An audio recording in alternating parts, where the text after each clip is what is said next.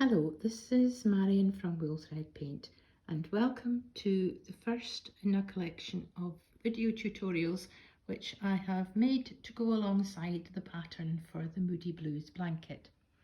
This, as you can see, is the blanket, and each section of the pattern will be explained in its own video tutorial, and it just gives you an extra helping hand when it comes to working the design.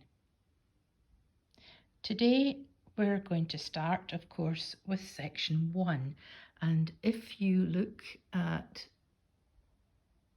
this part you can see that it's made up of 9 squares, each with a white or a cream coloured daisy in the centre, and it's joined with continuous join as you go. Now today's tutorial is to show you how to make the square for the centre section. So let's start with section 1 of the blanket. This is the centre section and it's made up of 9 squares, which are essentially granny squares, but they do have an interesting little feature of a daisy shape in the centre of each one. Now I've made 8 so far, and so the last one will be the one I'll be showing you how to do today. Once all 9 are made, then they will be joined together with continuous join as you go. That's for a different time. All we're concentrating on today is making this square. Before I put these to one side, have a little look at the squares themselves. Now normally when I do a simple granny square, it's very straight edged with good right angled corners. This square, because of the texture of these petals, which if I lift it up you can see it's quite raised, it pulls the squares a little bit out of shape. You can see that they've got a little bit of wobbly edges, not too bad, but they are a little bit more wobbly than had they been just flat squares. Now, I just want to say at this point, nobody worry about that. Don't panic about that. You'll see at the end when I've joined them together that the join flattens everything out and straightens it all off, and you don't need to worry about blocking or doing anything to try and straighten the squares. Just make them up, and once they're joined they'll be absolutely fantastic. So I'm going to put these to one side just now. You'll have noticed too that although it's called the Moody Blues blanket, there isn't a lot of blue in these centre squares. That's deliberate. The blue comes into its own later on. There's a lot of pink and just a hint of blue in these squares, but that's part of the plan really. Now I'm going to be working with 4 colours. The first one, they're all Stylecraft special. The first one is the powder pink, and that's followed by the cream, which is what we make the petals with. And for this square, I'm using a hint of silver for the next colour, and finally pale rose for the last of the rounds of the square. So we'll start with the powder pink, and I'm going to make a slip knot. Now everybody has their own method of making slip knots, and this is just the way I do it. I bend my yarn over the top of itself like that. I put this as the long end that's attached to the ball of yarn. I just put it up, showing at the back of my loop, and I pull it through with my hook, and that's me, got my slip knot onto my hook. Now I'm going to create a circle or a loop that we're going to be working stitches into. Some people will prefer to do what's called a magic circle, or it's also known as magic loop. That's absolutely fine if that's what you want to do. It's not my preferred method, so I won't be showing you how to do it. I'm going to show you the way I do it. So I've got my slip knot on my hook, and I'm going to chain, which just means it's just a case of wrapping the yarn around the hook and pulling it through the loop. 1, wrap again, pull through, 2, 3, 4. So that's 4 chains I'm going to make. And then I'm going to take my hook and find the very first chain that I made, put my hook into the chain itself, put the yarn over the hook and pull it through, which is a slip stitch. And what actually that does is it joins the length of 4 chains together to form a circle. And the circle has a hole in the middle. Now, it's quite difficult at this stage to show you that hole in the middle. If I do that, you might be able to see it. It's not this piece here because that's just one of the chains. That's what the chain that we put our hook into. It's that little hole that I'm just pulling apart right in the middle. And that's where we're going to put all our stitches from round 1 into. So for round 1, I'm going to chain 2.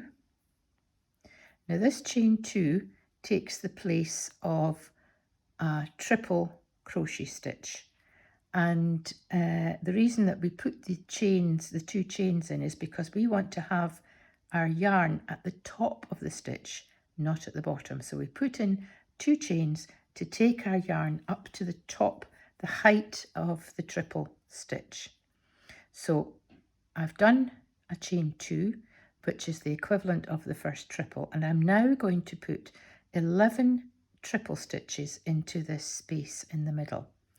And to make a triple stitch, you need to wrap your yarn around the hook, insert it into that center hole, pull up a loop, pull it through, and then yarn over, pull through the first 2 loops on the hook, then yarn over and pull through the last 2, and that's a triple stitch. I'm working in UK terms, so for when I mention a triple in US terms, remember that's a double crochet stitch. So I'll just keep talking in UK terms, and I've made my first triple stitch. So remember I said I had 11 to put in, so I've got 10 more to do. So it's yarn over, insert your hook, pull up the loop, yarn over, pull through 2, yarn over, pull through 2. Now you'll see that this circle in the center, this hole in the middle, if I can let you see it, it's becoming much clearer now that we've got two stitches in it, so it's not difficult to find where to put your hook. Insert, I've yarned over, insert hook, pull up the loop, yarn over, pull through 2, yarn over, pull through 2. So I'm going to continue now and put all the stitches that I need into this center circle. So I've done 3 of my 11 treble stitches. So this is 4. I'll go a little bit faster now. And 5, 6, 7, 8, 9, and last 2, 10 and 11. Now when you're making a square like this, every stitch is important. So your count of stitches that you've made in this very first round needs to be accurate, or else it throws everything else out. So we can double check that we've done the right number. If you look at those little V shapes, that's a stitch. So you can count these little V shapes back from the hook. 1, 2, 3, 4, 5, 6, 7, 8, 9, 10, 11, and hiding under this is the first chain 2, which is my 12th stitch. So we're okay. And we're going to finish off this first round by putting the hook into the top of the first chain 2. This is possibly the trickiest part really, because the chains are quite difficult to work into. But put your hook in. If you can, try and pull up 2 loops so that it's going to be anchored firmly. And I've just put my yarn in and I've pulled through the 2, and that makes a slip stitch which finishes off the circle. Now that is round 1, so I'm going to just pull my yarn through that last stitch, and that's us finished with the first round. There's a fairly big hole in the middle at this point, but that will be closed up when we sew in the ends at the end. I forgot to mention that because this is a DK, a double knit weight of yarn, I'm using a 4mm hook, which I think in US terms is known as a size G. So next is the really pretty petals, and they aren't difficult at all to do, but you do get a lovely raised effect with this stitch. Now, this is the front of my little circle, and I'm going to keep it this way up. I'm not going to turn it. So, and when I say turn it, I will be turning later on in the final 2 rounds. So I'll explain what that means then. But at this point, we've just made this. This is the front, and this is where we're going to work.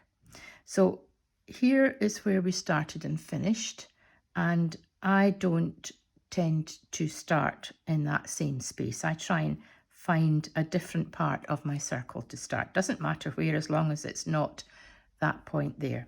So I'm going to put, remember these little V shapes that were the tops of the stitches?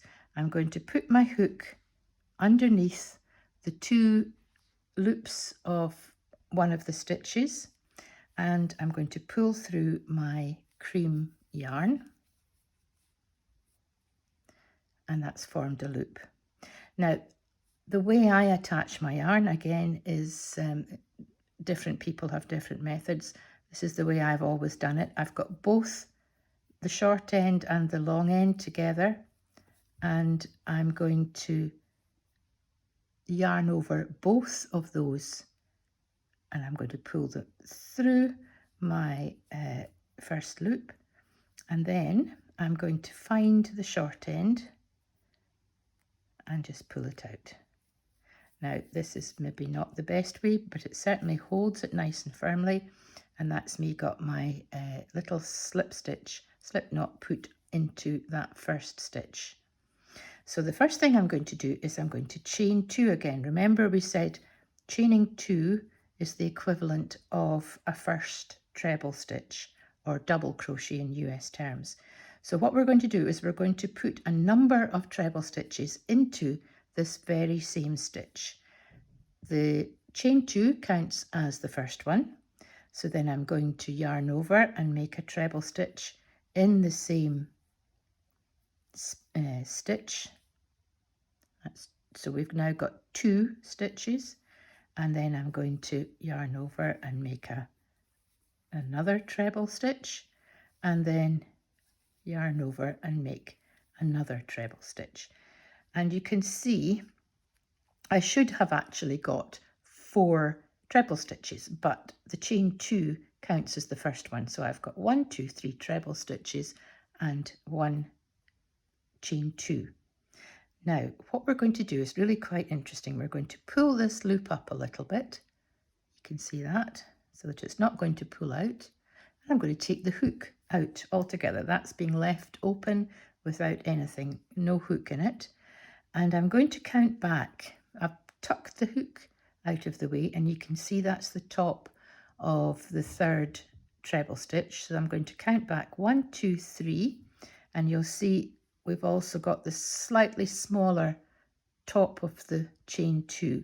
That's where I'm going to put my hook. I'm going to put my hook into the top of that chain 2, and then I'm going to find that loop and put it back on the hook.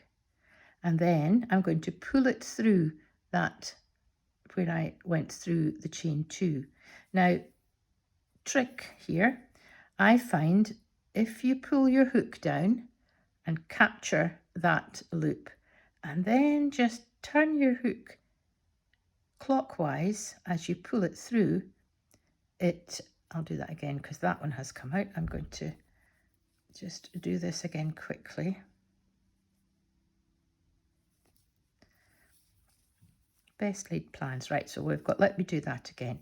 1, 2, 3 treble stitches plus the chain 2.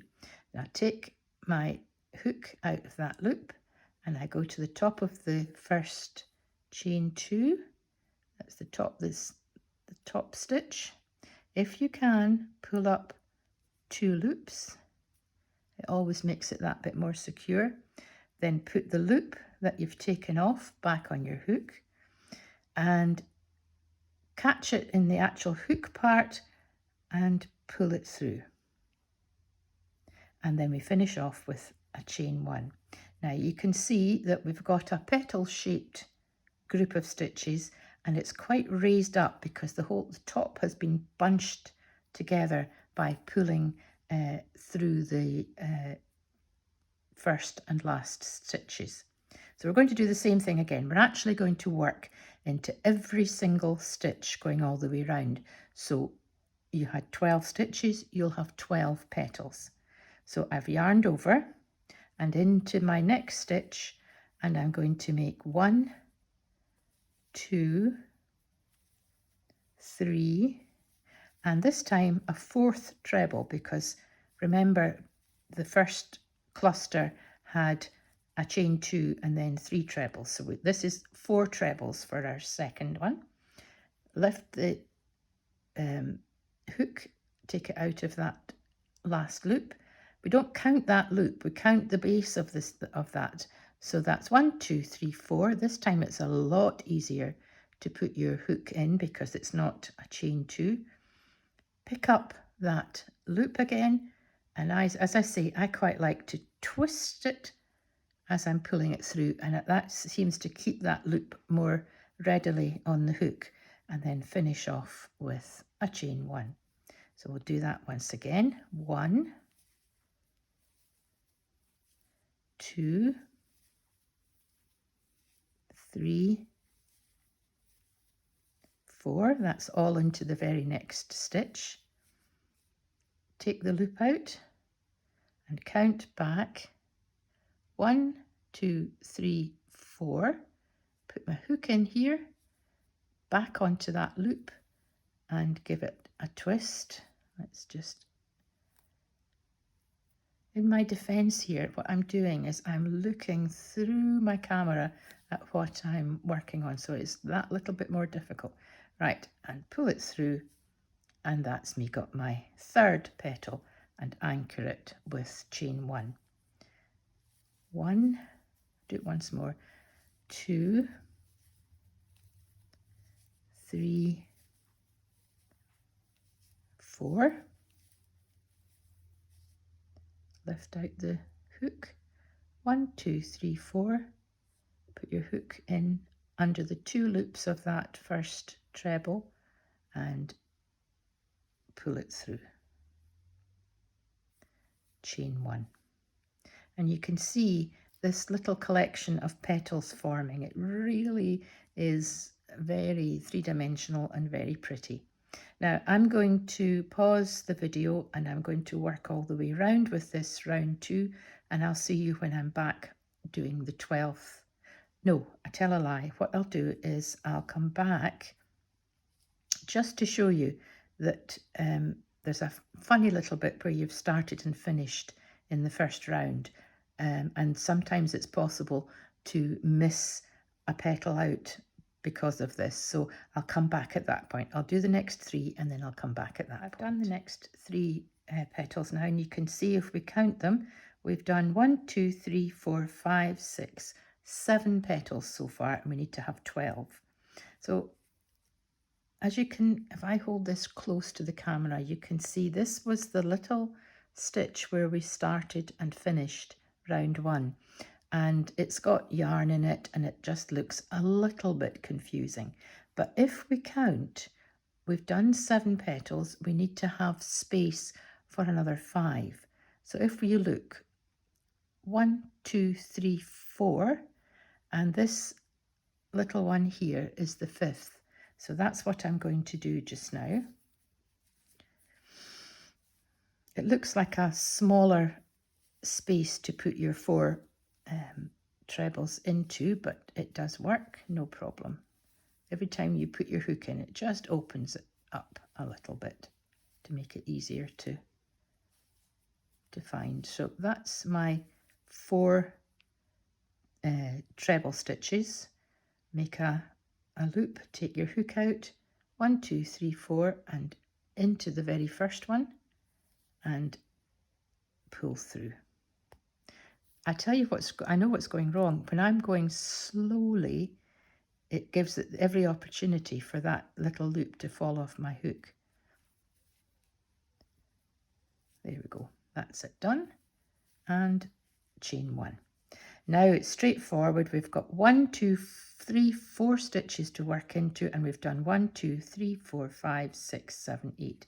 So I'll go back, I'll go ahead and make these 4 petals, and I'll come back when I'm ready just to finish off this round. So I've got 1, 2, 3, 4, 5, 6, 7, 8, 9, 10, 11 petals made, and I've got 1 stitch left to do my last petal. So I'll just do that quite quickly. 2, 3, 4.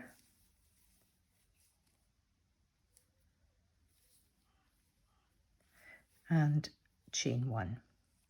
And now all you need to do is to attach your yarn to the very first petal stitch, and strictly speaking it should be into the top of the first chain 2 as it was the first stitch, but I'll be honest and I'll say that the petal is really quite bumpy and it can be quite difficult to find that the top of the first chain 2.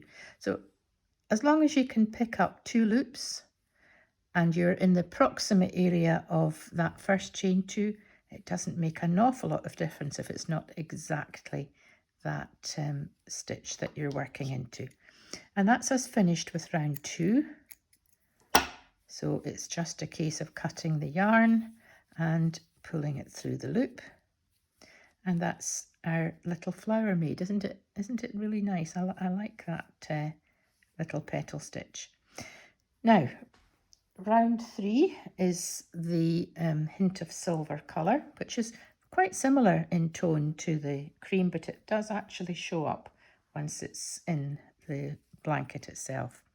Now, for round 3, what I'm going to do is turn this over, and you can see that apart from having a bit of a mess of ends, it's curling up a little bit. Don't worry about that. That's what it should look like. And we're going to be working on the reverse side of the square, of the 2 rounds of the square. So I'm going to find a space this time to attach my yarn. Excuse me. Now, when I say a space, you'll remember that when we made the petals, we chained 1 between each petal. And if you just push your finger through from the other side, it opens up that space quite easily, and it's easy to find. Now, again, I don't tend to start at the point where I finished. So I'm going to just open up a space. Let's see, there's a space there, and I'm going to put my hook in there and make my slip knot the way I did it before, with the 2 ends over the hook, pull both through and take the short one out.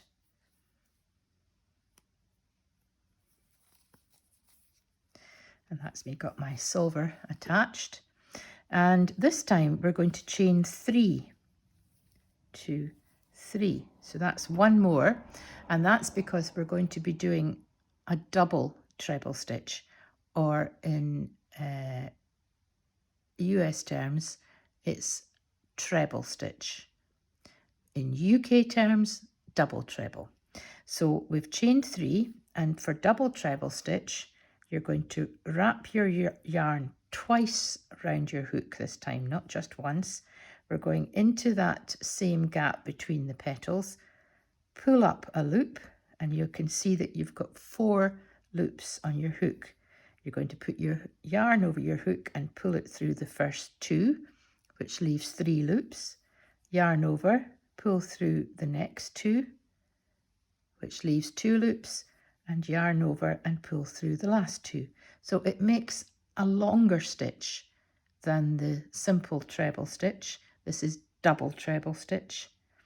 And again, wrap twice around the hook, into the same gap between the petals, pull up your loop, yarn over, pull through 2, yarn over, pull through 2, yarn over, pull through 2. Now what you've done here is, what we're actually doing is we're turning this circular flower into a square, and this is the first half, or yeah, well, it's half of a corner, which will eventually have a right angle, but that's for the other end of this round. So we're doing the corners with double treble stitches, but in between we're going to be doing clusters of treble stitches, which is double crochet in US terms. This is so confusing, I know, but double treble for the corner, and in the spaces in between the corners, treble stitch, which is yarn over once, put your hook, and again, if you can't easily find that space, just peel it apart and it becomes quite obvious. And I'm making 1, 2, and 3 stitches in that space between the 2 petals. And then I'm going to find the next space along and make 3 treble stitches.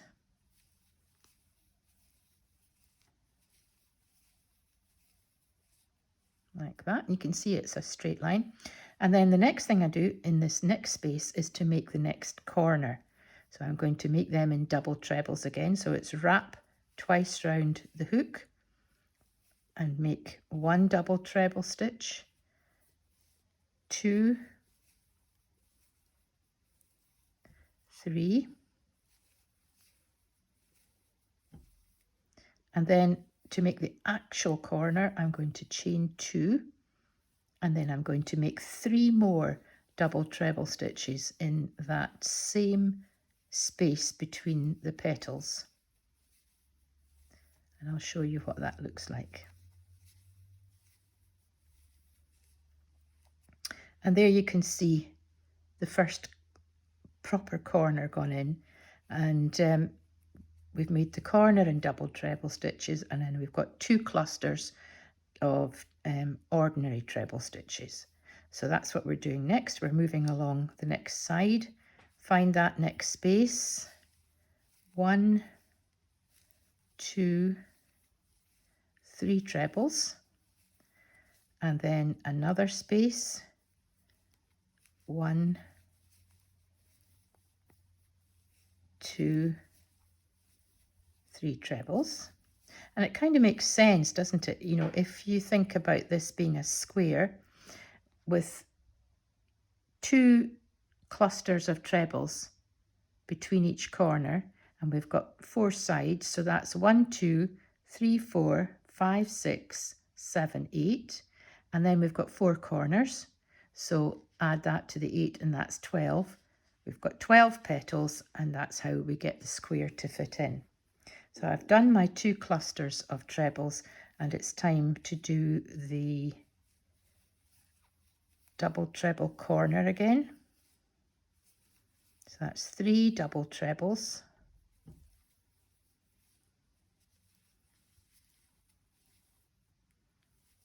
Chain 2, 3 double trebles.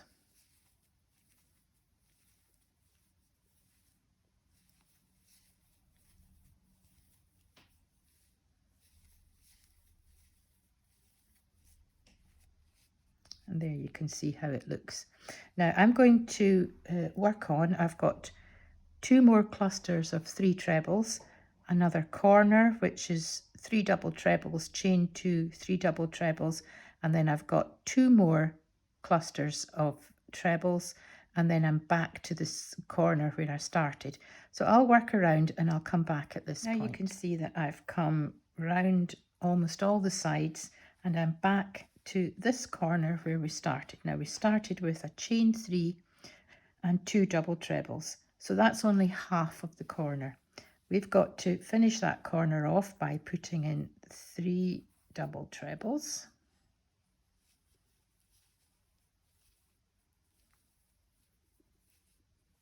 So that's going into the same gap as where the corner started. 3 double trebles and chain 2 to make the actual corner, and then find the top of the first chain 3 and slip stitch it together. Cut the yarn and pull it through, and that is round 3. And round 4 is going to be in the slightly darker pink, the pale rose. And this time we're going to turn it again. So what we have is this round 3 in the silver is the wrong side uppermost. And we're going to start with the pale rose in the corner. Now this is slightly more straightforward this time because we've already shaped the square for for this particular square. It's now been made into a square, so we don't need to use different sized stitches like we did in round 3. We're going to attach the yarn in a corner, and this time we're just going to use the treble stitch in the corners, which in US terms is double crochet. So it's chain 2 for a treble stitch, yarn over, pull through 2, pull through 2. So it's the same stitch that we did for this. So yarn over once and make your treble. Now the first chain 2 as usual counts as the first treble stitch, so we've got 2 in there. And now we're going to come along. Be careful when you're working along because these double treble stitches from the last round can create quite big spaces between them. So make sure that you count 1, 2, 3 double trebles and you put your hook into the space after the third of those double trebles. And we're putting in 3 treble stitches and into the next space between the clusters, 3 treble stitches. And then again, this, you've got to really just pull it apart to find that space and avoid these big spaces between the double trebles. Count 1, 2, 3, and that's your space to work into. 3 double trebles. Now, as you see, because we grow, the square gets bigger after every round. So we have 1 extra cluster of trebles on each side after each round. So we put 2 clusters in the silver round and we now put 3 in between the corners. We're on to the next corner now, which is 3 double trebles. Nope, sorry, 3 trebles. Chain 2 and 3 trebles. So you get the hang of it now. It's this round. Round 4 is all treble stitches. And it's forming a nice corner. So we've got 3 more clusters of treble stitches along the side before we come to the next corner. So I'm going to work all the way round and I'll come back when it's time to finish off. I've worked around 3 sides of this square, and again I just want to show you where to put your cluster of trebles after the corner. We've got the 3 trebles, chain 2, 3 trebles. Just be careful that you don't go into the wrong space. You go into the space after the 3 double trebles. So that's 1, 2, 3, and then the next space 1, 2, 3, and then the next space 1, 2, 3, and then we're back to where we started, and we only put in half a corner, so we have to finish that corner off by putting in the 3 treble stitches and chain 2 to make the corner. And now we just find the top of the first, chain 2, put your hook in, pull through and pull through, and then we can snip that.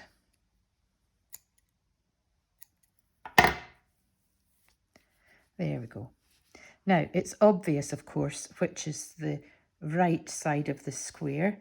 It's going to be this one, isn't it? Because if we turn this over, that's very obviously the wrong side.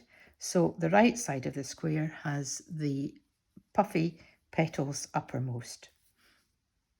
Now there's just one job to do before we move on, and that's to take your hook and pull any straight ends which are on the front through to the back. Just make sure that they're all through at the back. We've got quite a cluster there. And before you move on to do anything else, I recommend that you get rid of these ends very carefully, because there's nothing worse than having loads of these to sew in later on. So I just get in the habit of doing it as you go. So I'm starting, I've got a tapestry needle with a nice big eye. I use a blunt one, but you can use a sharp one. Some people swear by a sharp-ended needle, which will help to pierce the stitches and make your stitching in more secure, but doesn't really matter. What I'm going to do is I'm going to close up this center hole first of all. So I'm going to just put my needle through one layer of these stitches. It's not through on the other side, it's just through the middle of these stitches, and I'm kind of very roughly, without pulling anything tight, going around the perimeter of that hole in the middle.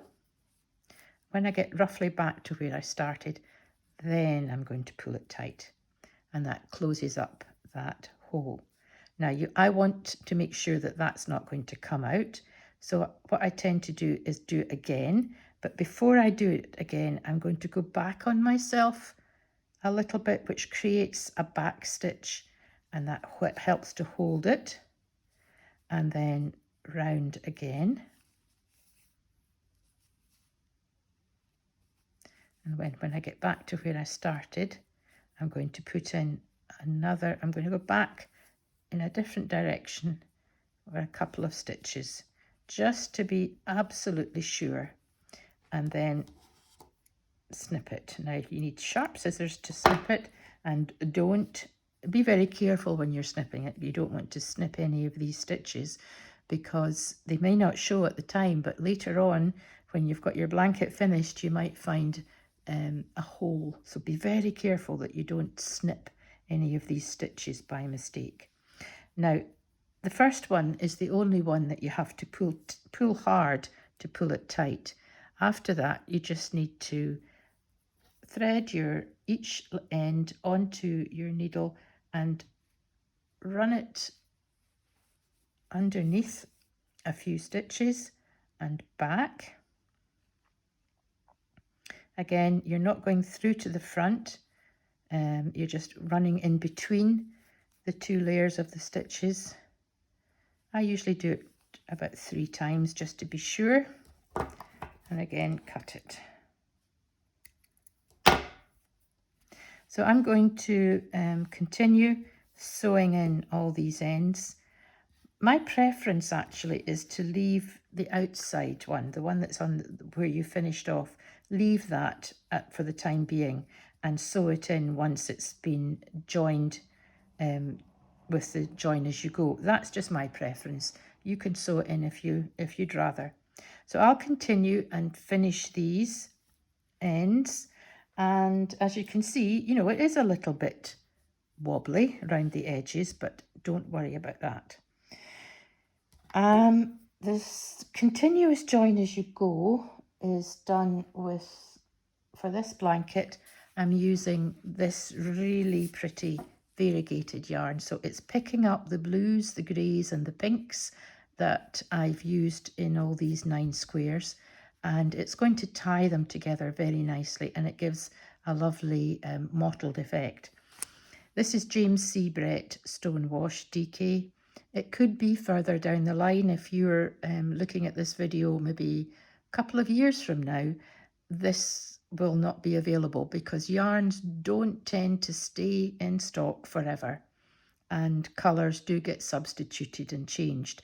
But if you're watching this video, just refer to the pattern and there will be an alternative that I will suggest for this one. But hopefully, you know, this will be with us for a long time to come and you'll be able to use this for joining. Now, I'm not going to show you in this video how to do the join. That sounds a bit cruel, but the reason I'm not doing it is because I already have a very detailed video tutorial in the main part of my YouTube channel, which explains how to make a continuous join as you go. It's also joining 9 granny squares, so you can refer to that when you're doing the continuous join as you go to join the squares.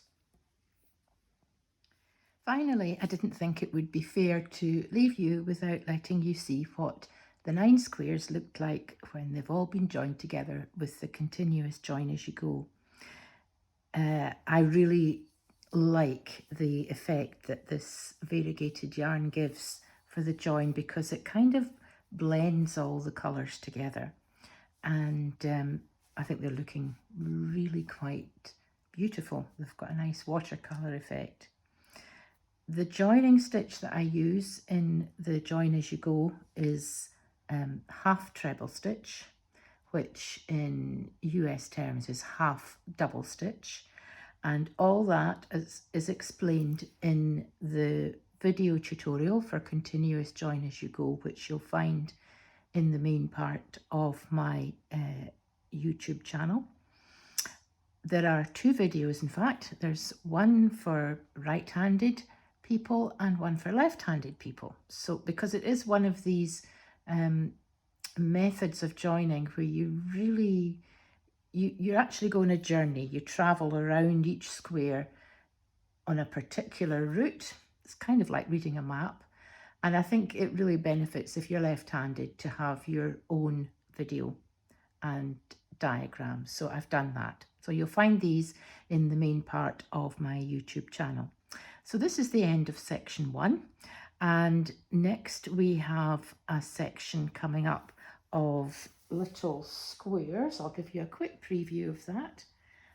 I've got them all skewered onto a knitting needle to hold them in order of the colours that they're going to be attached. Doesn't look like very much just now, but it's just a very simple granny square. As you can see, turn that round, and that's what we're going to be doing next in section 2. So I'll see you then. Bye for now.